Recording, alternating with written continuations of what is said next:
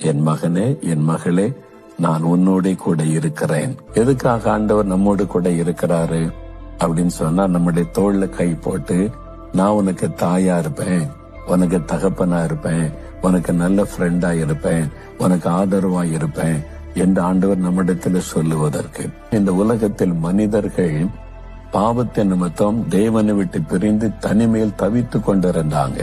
இயேசு ஜனங்களை பார்க்கும்போது என்ன நினைத்தார்? மெய்ப்பெனில்லாத ஆடுகளை போல இந்த மக்கள் இருக்கிறாங்களே, அவருடைய உள்ளத்துல இந்த பாரம் தொய்ந்து போனவர்களும் சிறைப்பட்டவளுமா இருக்கிறாங்களே.